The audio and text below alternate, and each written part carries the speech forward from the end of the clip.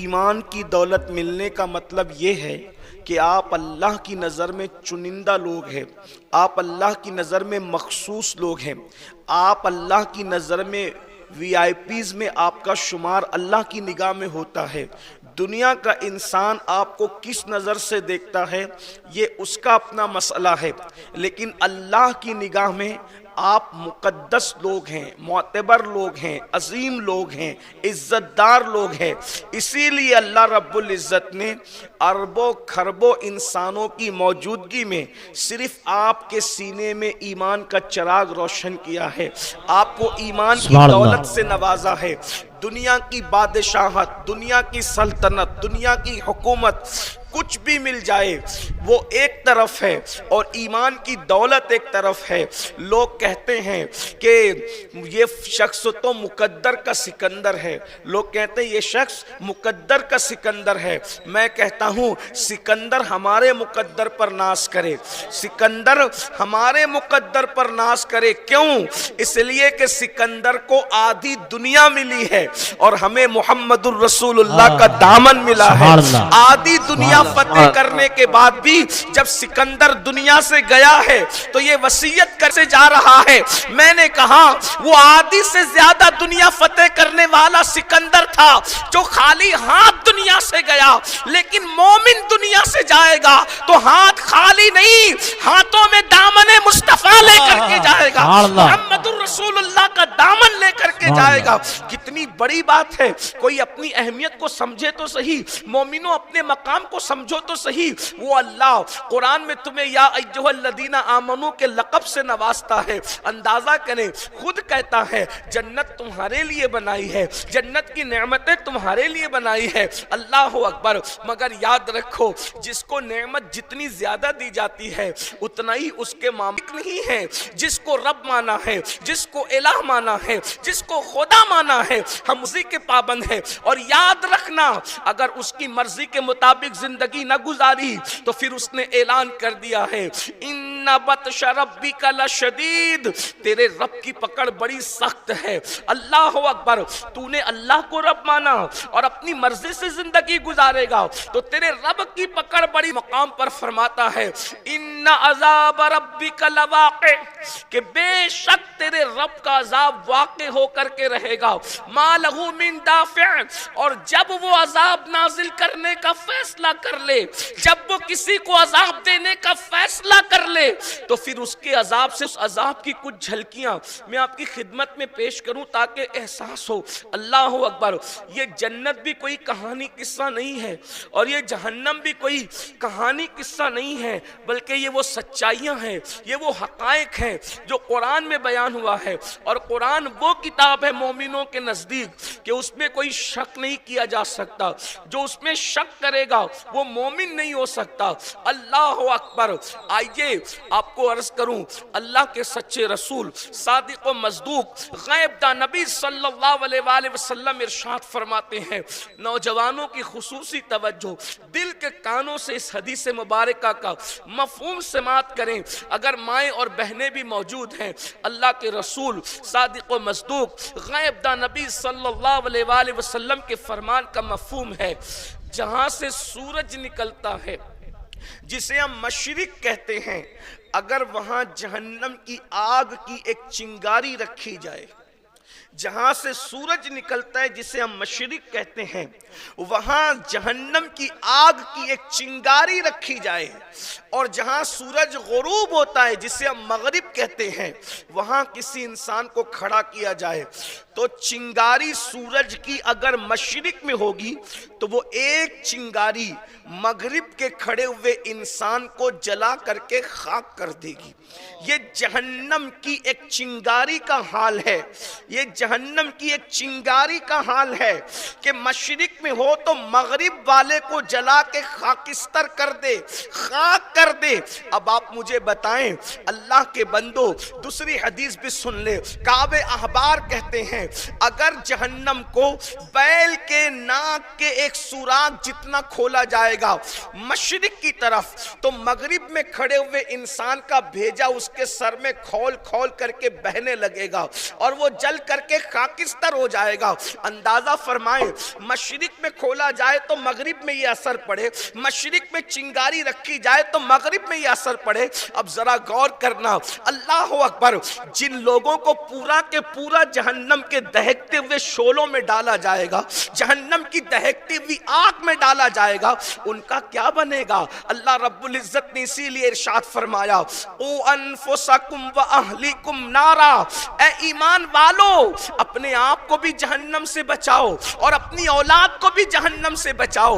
یہ زندگی کے خوبصورت لمحات، یہ زندگی کے حسین ترین لمحات، یہ زندگی کی خوبصورت راتیں، یہ زندگی کے پربہار دن، اللہ اکبر، اگر اللہ کی نافرمانی میں گزارو گے تو اپنے آپ کو جہنم کا ایندھن بنانے کے لیے تیار کر لو، اپنے آپ کو جہنم میں جلانے کے لیے تیار کر لو۔ اور غور تو کرو مسلمانوں، اندازہ تو کرو، ہم میں کون ہے جس کے جسم میں اتنی طاقت ہے، جس کے جسم میں اتنی قوت ہے کہ وہ اللہ کے عذاب کو برداشت کر سکے؟ اللہ اکبر۔ اللہ کے رسول صلی اللہ علیہ وآلہ وسلم ارشاد فرماتے ہیں، اللہ اکبر، کہ جہنم میں سب سے کم اور ہلکا عذاب جس جہنمی کو دیا جائے گا وہ یہ کہ اس کے پیروں میں آگ کی جوتیاں پہنائی جائے گی۔ یہ جہنم کا سب سے کم عذاب ہے، سب سے ہلکا عذاب ہے، سب سے چھوٹا عذاب ہے۔ اور آقا علیہ السلام فرماتے، بخاری شریف کی حدیث ہے، کہ جب جہنم کی آگ کی بنی ہوئی جوتیاں اس کے پیروں میں ہوگی تو اس کے سر میں ایسے بھیجا کھولے گا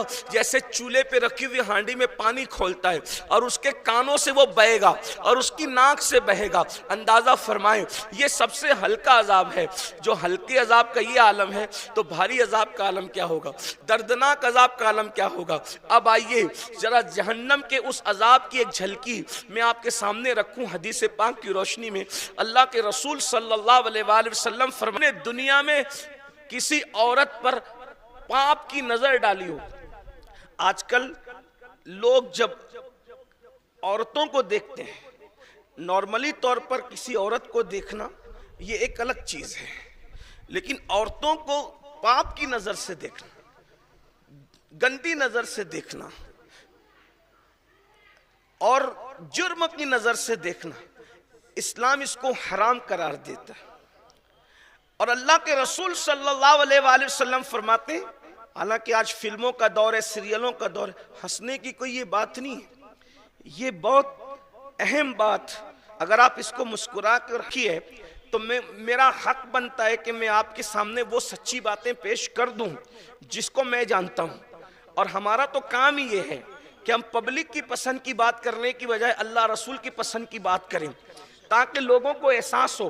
بہت معذرت کے ساتھ آج بد نظری کا گناہ، بد نگاہی کا گناہ، اور تو ان کو بھی لوگ گھور کر کے دیکھتے ہیں، گندی نظر سے دیکھتے ہیں، پاپ کی نظر سے دیکھتے ہیں۔ اور بڑی معذرت کے ساتھ یہ بھی جو جاہل ہے، ان پڑھ ہے، مسجدوں سے دور ہے، وہ تو یہ سب گندے کام کرتے ہی کرتے ہیں۔ جو نماز پڑھتے ہیں وہ بھی ان چیزوں سے بچنے کی کوشش نہیں کرتے، جو دیندار کہلاتے ہیں وہ بھی ان چیزوں سے بچنے کی کوشش نہیں کرتے۔ میں آپ سے پوچھنا چاہتا ہوں، مجھے بتائیں، جس رسول کے کہنے پہ اللہ کو ایک مانا ہے، جس رسول کے کہنے پر آپ نے اسلام کو حق مانا ہے، وہی سچے رسول فرما رہے ہیں کہ عورتوں کو اگر تم نے پاپ کی نظر سے دیکھا تو تمہاری آنکھوں میں جہنم کی آگ کی سلاخیں ڈالی جائے گی۔ تھوڑا غور کرو، جب انہوں نے کہہ دیا ڈالی جائے گی تو ڈالی جائے گی۔ دنیا کی طاقت، کوئی طاقت اس فرمان کو بدل نہیں سکتی۔ پتھر پہ پڑی ہوئی لکیر مٹائی جا سکتی ہے، فرمان مصطفیٰ کی حقانیت کو نہیں بدلا جا سکتا۔ تمہارے منہ سے جو نکلی وہ بات ہو کے رہی، اس لیے کہ وہ اپنی مرضی سے نہیں کہتے، وہ کہتے جو ہے قرآن کہتا ہے، اللہ اکبر، وما ينطق عن الهوى ان هو الا وحی یوحی، وہ اپنی مرضی سے نہیں کہتے، جو ان کو وحی کی جاتی ہے وہ وہی بات کہتے ہیں، گویا کہ زبان ان کی ہوتی ہے اور کلام خداوند قدوس کا ہوتا ہے۔ اب تھوڑا سا غور کریں، تھوڑا تجزیہ کریں، اے میری قوم کے جوانوں، فلموں میں بنیاد پہ ڈالی جائے گی تو ہمارا انجام کیا ہو؟ یہ دنیا ہے اور یہ دنیا ختم ہونے کے لیے ہے۔ یاد رکھنا، اس دنیا میں کوئی ہمیشہ رہنے نہیں آیا، ایک دن اس دنیا سے کوچ کرنا، اور بہت جلدی کوچ کرنا۔ موت کی تلوار ہمارے سروں پہ لٹک رہی ہے، ایک دن یہ روح اور جسم کا تعلق توڑ دے گی. موت برحق ہے, موت کا انکار کوئی نہیں کر سکتا. میرے بھائی, جو مردود لوگ تھے وہ بھی دنیا سے چلے گئے, اور جو محبوب لوگ تھے وہ بھی دنیا سے چلے گئے. جب محبوبوں کو بھی موت آ گئی, مردودوں کو بھی موت آ گئی, ہم کون؟ ہمیں بھی آئے, کسی کو آج کسی کو کل, پتہ نہیں کون کب جائے گا. مگر یاد رکھنا, محبوب اور مردود کی موت میں فرق ہے, اور بہت فرق ہے. اگر مردود بن کے مرو گے, جرائم کر کے مرو گے, گناہ کر کے مرو گے, آوارگی کر کے مرو گے, عیاشی کر کے مرو گے, اس جسم میں کیڑے پڑیں. یہ خوبصورت نرم و نازک جسم جس پہ مٹی نہیں بیٹھنے دیتے ہو, یہ خوبصورت جسم جس کے لیے کاسمیٹک آئٹمز پر ہزاروں روپے خرچ کرتے ہو. ہمارے علماء منع نہیں کرتے, اگر حرام کی آمیزش نہیں ہے تو کاسمیٹک آئٹم کا استعمال وہ جائز قرار دیتے. لیکن میں کہنے کی بات ہے, مجھے بتائیں, جسم کو خوبصورت بنانے کے لیے, اپنی بیوٹی کے لیے, اپنی آنکھوں کے حسن کے لیے, اپنی آنکھوں کو دھوپ سے بچانے کے لیے, اپنے بالوں کے حسن کے لیے کتنے پیسے خرچ کرتے ہو. گرمی کے موسم میں یہ, سردی کے موسم میں یہ, برسات کے موسم محفوظ رکھا گرمی سے, تو کیا ہوگا نہیں ہوگا یہ آپ جانتے ہیں. لیکن ہزاروں گرمیاں آپ کا وہ نقصان نہیں کر سکتی جو گناہ آپ کا نقصان کریں گے. اللہ اکبر. مرنے کے بعد اسی جسم کو قبر کے کیڑوں نے کھانا ہے, اسی جسم میں کیڑے پڑنے ہیں. اللہ اکبر. ذرا غور کرو, وہ قبر کی تاریک وادی جس میں کروٹ بدلنے کی بھی انسان کے اندر طاقت نہیں ہوگی. نیچے مٹی, اوپر مٹی, دائیں مٹی, بائیں مٹی, مٹی مٹی مٹی, صرف مٹی, نہ تکیہ نہ چادر, کچھ نہیں ہے. اللہ اکبر. وہاں کوئی بادشاہ نہیں, وہاں کوئی وزیر نہیں, وہاں کوئی سپاہی نہیں, وہاں کوئی متولی صاحب نہیں, وہاں کوئی مخیر قوم و ملت نہیں, وہاں کوئی سیٹ صاحب نہیں, وہاں کوئی مزدور نہیں. وہاں سب صرف میت ہی میت رہتے ہیں. ڈاکٹر بھی ہے تو بھی وہ میت ہے, انجینئر ہے تو بھی وہ میت ہے, مولانا ہے تو بھی وہ میت ہے, خطیب صاحب ہے تو بھی وہ میت ہے, شیخ صاحب ہے تو بھی وہ میت ہے, مغل صاحب ہے تو بھی وہ میت ہے. صرف میت کی حیثیت میں لوگ پڑے رہتے ہیں. اور وہاں کیفیت کیا ہے؟ اسی جسم میں کیڑے ہیں, جسم کو کیڑے کھا رہے, کوئی بچانے والا نہیں, کوئی فریاد کرنے والا نہیں. اللہ اکبر. اندازہ فرمائیں, اللہ اکبر, اندازہ کریں, جب ننھے ننھے مچھر جسم پہ بیٹھتے ہیں ہم اس کو برداشت نہیں کر پاتے, تو جس وقت جسم کو کیڑے کھائیں گے اور یہ جسم کیڑوں کی غذا بنے گا, اس وقت ہمارا کیا بنے گا؟ کیا تیاری کی اس قبر کی وادی کے لیے, کیا تیاری کی؟ وہاں کسی کا نسب کسی کو بچانے آنے والا نہیں, کسی کی ڈگری کسی کو بچانے آنے والی نہیں, وہاں کسی کا خاندان, کسی کا قبیلہ کسی کو بچانے آنے والا نہیں. وہاں تو ایک ہی چیز ہے, اللہ کو ناراض کر کے مرا ہے تو قبر بدبودار ہو گئی, جہنم کے گڑھوں میں سے گڑھا ہو گئی, کفن بھی آگ کی شکل اختیار کر گیا, آنکھیں بہ رہی ہے, جسم میں کیڑے ہیں, پیٹ پھٹ گیا ہے. اللہ اکبر.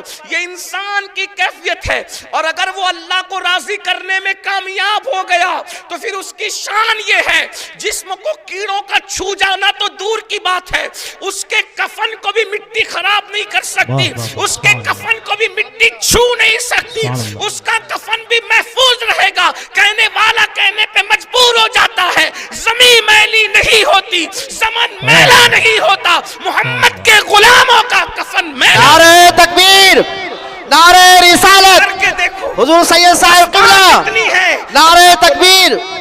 بات اتنی ہے. اللہ کو راضی کر. اب مجھ سے میں پوچھتا ہوں, ہم نے کیا کام کیے؟ اللہ کو راضی کرنے کے کتنے کام کیے؟ جو 6,000 10,000 کی نوکری دیتا ہے ہم اس کے آگے ہاتھ باندھ کے کھڑے رہتے ہیں. غور کیجئے, اللہ سے بغاوت کا حال کیا ہے اپنا سوچو. اللہ رب العزت سے دوری کا حال کیا ہے, ناشکرے پن کا حال کیا ہے؟ جو 10,000 اور 6,000 کی نوکری دے اس کے سامنے ہاتھ باندھ کے کھڑے رہتے ہیں. وہ بول دے صبح 6 بجے آنا تو 6 بجے جاتے ہیں. وہ کہتے ہیں رات میں 10 بجے واپس جانا تو رات میں 10 بجے واپس جاتے. نہ بچوں کی پرواہ, نہ بیوی کی پرواہ, نہ شادی بیاہ کی پرواہ, نہ دوست احباب کی پرواہ. نہیں بھائی, وہ نوکری سے نکال دے گا, 6 بجے پہنچنا ہے.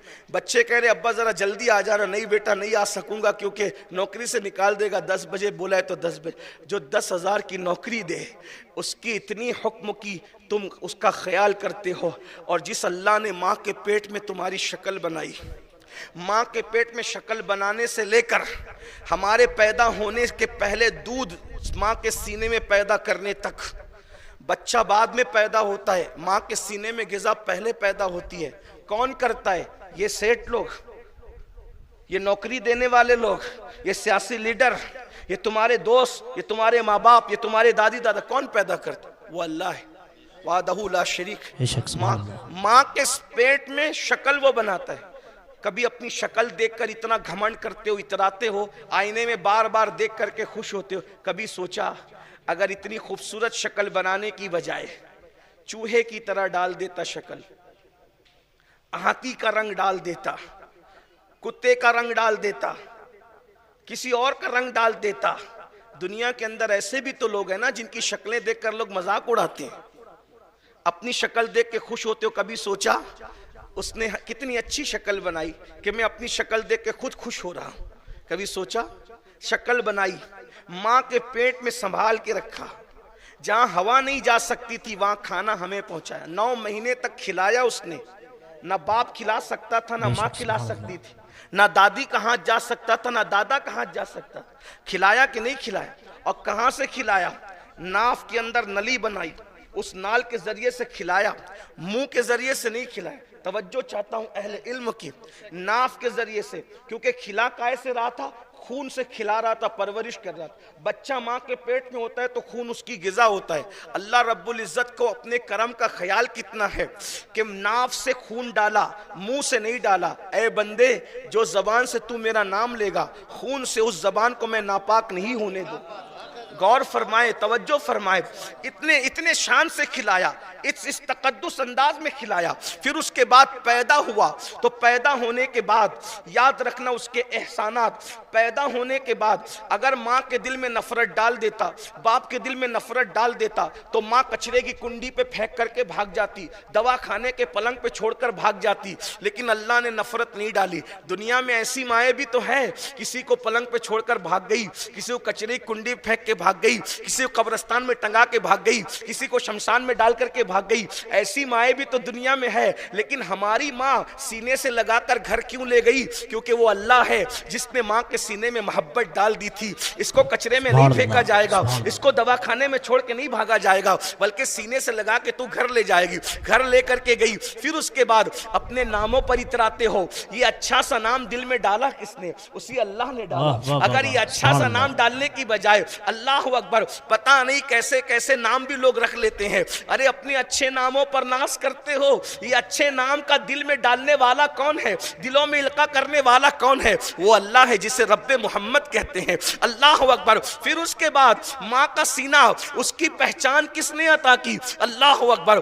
بچہ کچھ نہیں جانتا, نہ اپنے آپ کو جانتا ہے نہ کسی اور کو جانتا ہے, لیکن خالہ کھڑی ہوئی ہے, چچی کھڑی ہوئی ہے, ممانی کھڑی ہوئی ہے, سب موجود ہے, مگر وہ 2-4 دن کا بچہ جس کے سینے کی طرف منہ لے کر جاتا ہے وہ اس کی ماں ہی ہوتی ہے. یہ پہچان کس نے عطا کی؟ یہ معرفت کس نے عطا کی؟ اس اللہ نے عطا کی. پھر اس کے بعد اندازہ کرو, اللہ اکبر, اس دودھ کو ہضم کرنے کی طاقت دینے والا کون؟ وہی میرا اللہ. اللہ اکبر. پھر اس کے بعد دن گزرتے گئے, پیروں پہ کھڑا کرنے والا کون؟ وہی میرا اللہ. چلنے کی طاقت دینے والا کون؟ وہی میرا اللہ. بولنے کی طاقت دینے والا کون؟ وہی میرا اللہ. پھر اس کے بعد اسکول پہنچے تو علم کا ذریعہ بنانے والا کون؟ وہی میرا اللہ. بڑے ہو گئے تو روزی دینے والا کون؟ وہی اللہ. اللہ اکبر. پھر جوان ہو گئے, اچھی بیوی دینے والا کون؟ وہی اللہ. پھر اولاد دینے والا کون؟ وہی اللہ. سوچو, جو 10,000 کی نوکری دے اس کے اتنے فرما بردار ہو, اور جو اللہ ہر نعمت عطا کرے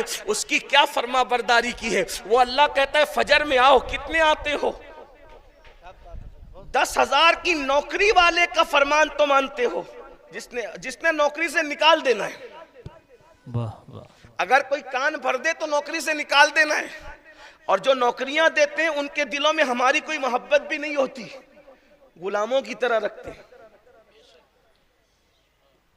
جا کر کے چیک کرو, میں نفرتوں کی بولی بولنے نہیں آیا لیکن حقائق ہیں. جا کے چیک کرو کتنے سیٹ اپنے مزدوروں کو بیٹوں کی طرح چاہتے ہیں, ذرا چیک کرو, جاؤ. اور وہ اللہ جو 70 ماؤں سے زیادہ پیار کرتا ہے. سبحان اللہ, سبحان اللہ. ہم سے بڑا بے وفا کون ہے؟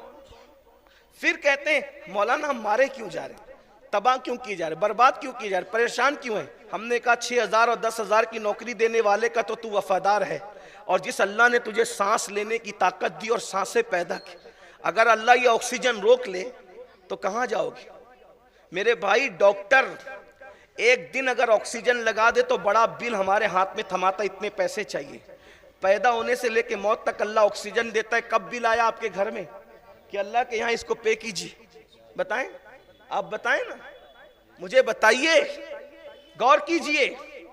اللہ نے ساری نعمتیں فری میں دی، مفت میں دی، مگر یاد رکھنا اس سے وفا نہیں کرو گے تو ایک دن ہے جسے میدان محشر کہتے، یوم حساب کہتے۔ قرآن کہتا ہے اَيَحْسَبُ الْإِنسَانُ أَن يُتْرَكَ سُدًى، کیا انسان یہ تصور کرتا ہے کہ جو نعمت ہم نے دی اس کا حساب نہیں لیں گے؟ لیں گے۔